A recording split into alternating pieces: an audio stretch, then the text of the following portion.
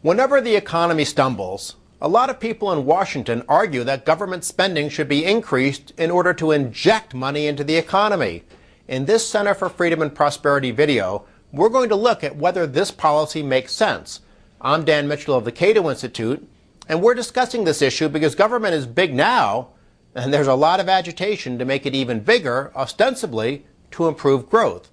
First, some background. During the 1930s, America was suffering from a deep downturn. An economist named John Maynard Keynes argued that the economy could be boosted if the government borrowed money and spent it.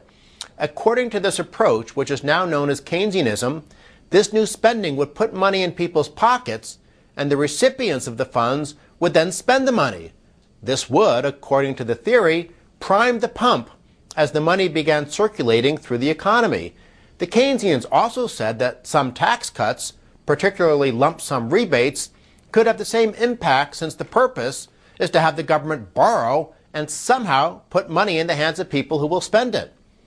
So is this the right recipe to boost a flagging economy? Let's first look at whether Keynesianism makes sense from a theoretical perspective and then look at the real-world evidence.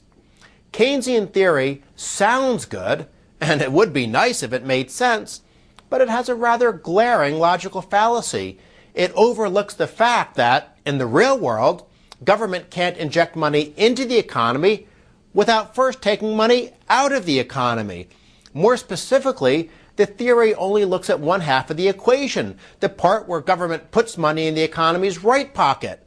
But where does the government get that money? It borrows it, which means it comes out of the economy's left pocket. There is no increase in what Keynesians refer to as aggregate demand. Keynesianism doesn't boost national income, it merely redistributes it. The pie is sliced differently, but it's not any bigger. The people who lend the money to government generally are not the same people who get money in their pockets because of the new spending or tax rebates, but that's not important. The Keynesian theory is based on the notion that there will be an increase in overall available cash. Yet that clearly is not the case. Some advocates of this theory get a bit more creative and say that Keynesianism works because it increases consumer spending rather than the money sitting idle. But money that is unspent by consumers does not sit idle. It winds up in the banking system someplace and is used to finance investment spending.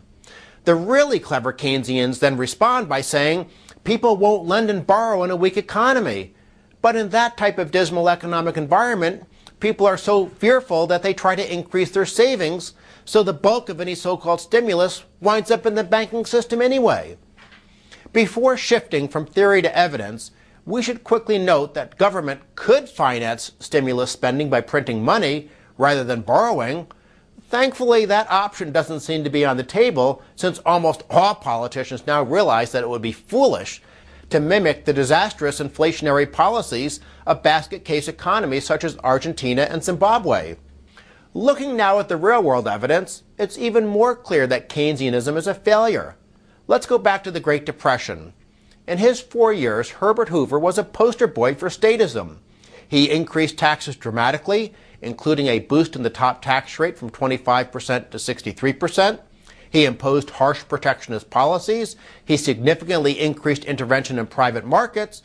And most important, at least from a Keynesian perspective, he boosted government spending by 47% in just 4 years. And he certainly had no problem financing that spending with debt. He entered office in 1929 when there was a surplus, and he left office in 1933 with a deficit of 4.5% of GDP. So how did Hoover's big government Keynesian experiment work? As the chart shows, growth went down and unemployment went up. Unfortunately, other than being a bit more reasonable on trade, Roosevelt followed the same approach. The top tax rate was boosted to 79%, and government intervention became more pervasive. Government spending, of course, skyrocketed, rising by 106% between 1933 and 1940. But this big government approach didn't work for Roosevelt any better than it did for Hoover.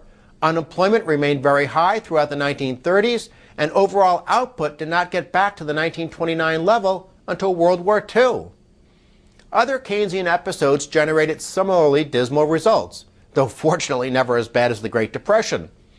Gerald Ford did a Keynesian stimulus focused on tax rebates in the mid-1970s. The economy did not improve, but why would it? After all, borrowing money from one group and giving it to another group does nothing to increase economic output. As we've explained in other videos, tax cuts only boost the economy if they reduce the tax penalty on work, saving, and investment, i.e., lower tax rates, not gimmicks. More recently, George W. Bush gave out so-called rebate checks in 2001 and 2008, yet both times there was no positive effect. And he certainly was a big spender, yet that didn't work either. Not that this should be a big surprise. Even left-wing international bureaucracies are producing research showing that bigger government hurts economic performance by misallocating national resources. Indeed, if you want to get a survey of the literature paper reviewing this evidence showing that big government means less growth, just send an email to the address on the screen. The international evidence also shows the foolishness of Keynesianism. The most obvious example may be Japan, which throughout the 1990s tried to use so-called stimulus packages to jumpstart a stagnant economy. But the only thing that went up was Japan's national debt, which more than doubled during the decade and now is far above even Italy when measured as a share of GDP. The economy, as represented by this chart showing Japan's Nikkei stock market average, remained in the dumps. Let's end this video by asking a simple question. If Keynesian spending doesn't make sense from a theoretical perspective and also fails every time it is tried in the real world, why do politicians keep trying the same approach? Your guess is as good as mine, but I suspect that politicians just love to spend other people's money, and Keynesianism is a convenient rationale. On behalf of the Center for Freedom and Prosperity, thanks for watching. Don't forget to share this video widely. If enough people understand the truth, maybe politicians will finally do the right thing and help the economy by reducing the burden of government rather than increasing it.